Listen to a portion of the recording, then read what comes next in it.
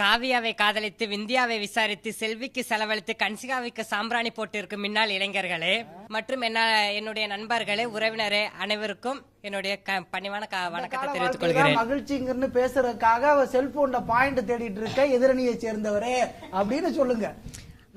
அப்படி இல்லைங்க நடுவர் அவர்களே, அவங்க வந்து பாயிண்ட் தேடினா கூட பரவாயில்ல, இவங்க வந்து ஒவ்வொருத்தருக்கா தட்டுல வெத்தலை பாக்கு பத்திரிக்கை அடிச்சு தாயி அண்ணா அம்மா நாளைக்கு பட்டிமன்றம் இருக்க வந்து பேசிட்டு போகணும் வந்து வீட்டுல வந்து சொல்லிட்டு போறாங்க, அடிக்கிறாங்க போன பா நாளைக்கு பட்டிமன்றம் இருக்க வந்துரு, இவங்கள இருக்க எல்லா மேக்கப் எடுத்து போட்டு வந்துடுறாங்க. எதிரணியினாரு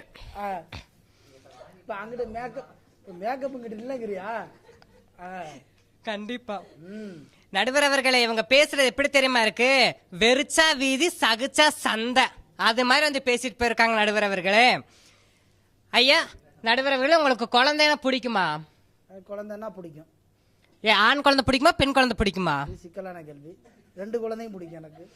ஒரு குழந்தை அங்கிருந்து ஓடி வந்து, ரெண்டு குழந்தை ஓடி வந்து, அப்பா அப்பா எனக்கு அந்த நிலாவை எனக்கு ரொம்ப ரொம்ப பிடிக்குதுப்பா, எனக்கு ரொம்ப ஆசையா இருக்குப்பா, அந்த நிலாவை எனக்காக நீங்க எடுத்துட்டு வந்து என் கையில உள்ளங்கையில கொண்டு வந்து வைங்கப்பா, அந்த நிலா திரும்பி அந்த வானத்துக்கே போக கூடாதுப்பா அப்படின்னா உங்களால முடியுமா?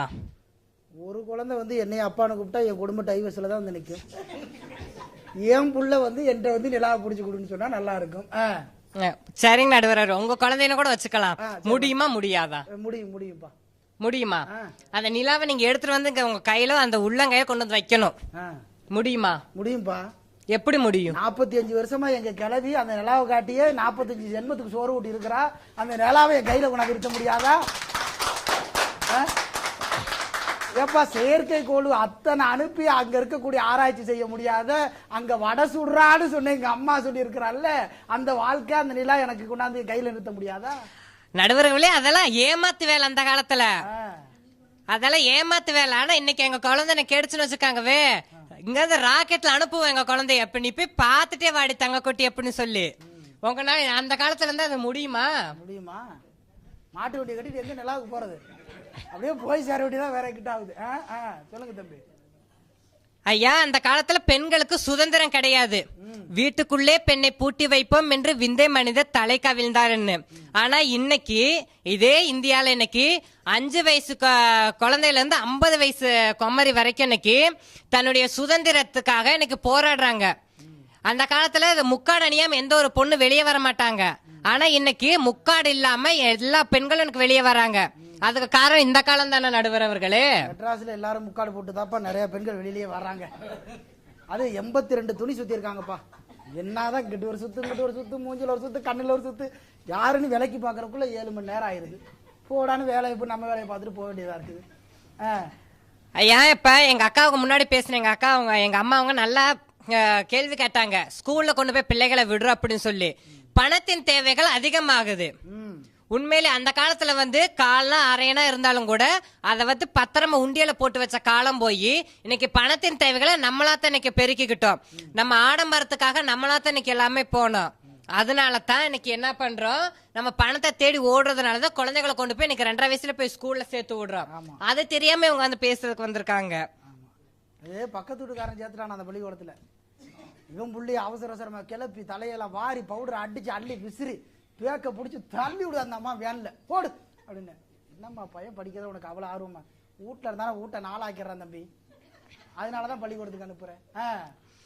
ஐயா அந்த காலத்துல எங்க ஒரு கவிஞன் அழகாக பாடல் பாடி வச்சுட்டு போயிருக்காரு. விஞ்ஞானத்தை வளர்க்க போறண்டி, மேல்நாட்ட வர விருந்து கலைச்சு காட்ட போறண்டி, விஞ்ஞானத்தை வளர்க்க போறண்டி, மேல்நாட்ட வர விருந்து கலைச்சு காட்ட போறண்டி, தஞ்சாவூர் ஏத்தம் இருக்கு தலகீழா பாடம் படிச்சு, பொஞ்சாதி புருஷன் இல்லாம புள்ள குட்டிய பறக்குற பல விஞ்ஞானத்தை வளர்க்க போறண்டி, பல விஞ்ஞானத்தை வளர்க்க போறண்டி, அஞ்ஞானத்தை அழிக்க போறண்டி, அணுசக்தியால அணுவிருத்தி பண்ண போறண்டி, அஞ்ஞானத்தை அழிக்க போறண்டி, அணுசக்தியால ஆயில் விருத்தி பண்ண போறண்டி, அடுத்த நாட்டு காரம் போல ஆள கொள்ளாம ஊரும் பேரும் பால கொள்ளாம தீமா அஞ்ஞானத்தை பாட்ட கொள்ளாம பாடு. இப்படி அந்த காலத்துல விஞ்ஞானத்தை பத்தி சொல்லி வச்சுட்டு போயிருக்காங்க நடுவர் அவர்களே. இன்னைக்கு அன்னைக்கு எல்லாம் வேலை பார்த்தாங்க, இன்னைக்கு வேலை பார்க்க முடியல. விஞ்ஞானத்தை எப்படி சொல்றான் பாருங்க. இந்த வைரமுத்துன்னு ஒரு கவிஞர் இருக்காரு. அவர் என்ன பண்றாரு, கிட்டத்தட்ட சேட்டலைட்டை வந்து அதை நிறுத்தி அதை வானத்தை நோக்கி அடிக்கிறது எவ்வளவு பெரிய சிரமம் தெரியுமா? ஐயா அப்துல் கலாம் வந்து இந்த உலகத்தினுடைய அத்தனை மக்களுடைய கவனத்தையும் தன்னுடைய அறிவாற்றலால் இதுதான் இந்தியா, இதுதான் இந்தியரின் மூளை என்று உலகத்திற்கே பறைசாற்றிய அந்த ஏபிஜே அப்துல் கலாம் அவர்கள் ராக்கெட் விட்டார். ஆனா இன்னைக்கு வைரமுத்து ராக்கெட் விடுறாரு. எப்படி தெரியுமா? செவ்வாயில் ஜீவராசி உள்ளதா என்று தினந்தோறும் விஞ்ஞானம் ஆராயும். உன் செவ்வாயில் என் ஜீவராசி உள்ளதடி, இதை காணாத விஞ்ஞானம் எதனை வெல்லுமா? அப்படி இருக்குது தம்பி விஞ்ஞானத்தை பத்தி பேசும்போது. நடுவர் அவர்களே, அந்த காலத்துல எல்லாமே இருந்துச்சு. ஆனா இந்த காலத்துல புலனம், வளையொலி, படவரி, பற்றியம், கீச்சகம், ஊடலை, அருகலை, இயங்கலை, முடக்கலை, வன்தட்டு, இதன் மூலம் எல்லா செய்தியுமே நம்ம இன்னைக்கு இது பண்ணிக்கலாம். எனக்கு சொன்னாங்க, இது எங்களுக்கு ஒரு குழந்தை பிறந்துருச்சு அப்படின்னா எங்களுக்கு மருத்துவமனையே தேவையில்லை, சுகப்பிரசவத்தில் நாங்க பிறந்தோம் அப்படின்னு சொல்லி.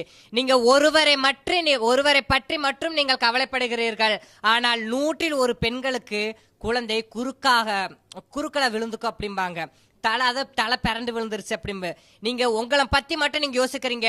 100 ஒரு பெண்களுக்கு அப்படி ஏற்பட்டுச்சு அப்படின்னா அந்த பெண் அங்க அந்த மருத்துவமனை கொண்டு போறதுக்குள்ளாட்டி அந்த பெண் உயிர் போயிரும், அந்த குழந்தை இறந்துரும். அதுக்காக அந்த ஒரு பெண்ணுக்கு அந்த ஒரு பெண்ணும் கூட ஜனத்தொகையில ஒண்ணுதான், அந்த நாட்டுல ஒண்ணு, எங்கல்ல ஒண்ணுன்னு சொல்லி நாங்க 5 கிலோமீட்டருக்கு ஒரு பள்ளியும் 7 கிலோமீட்டருக்கு ஒரு மருத்துவமனையும் நிறுவி இருக்குது. இது இந்த காலத்துல தான் நடுவர் அவர்களே. அதனாலதான் சொல்றேன், மகிழ்ச்சியான வாழ்க்கை இந்த காலத்துல மட்டும்தான் கொடுக்க முடியும்னு சொல்லி. தன்னானே தாமரப்பு மாமா தள்ளாடும் தண்ணியில, ஏ தாமர பூத்திருக்கு மாமா தாவணி வாங்கி வரேன், ஊரெல்லாம் கூட்டிக்கிட்டு வந்திடுங்க மேலங்கொட்டு.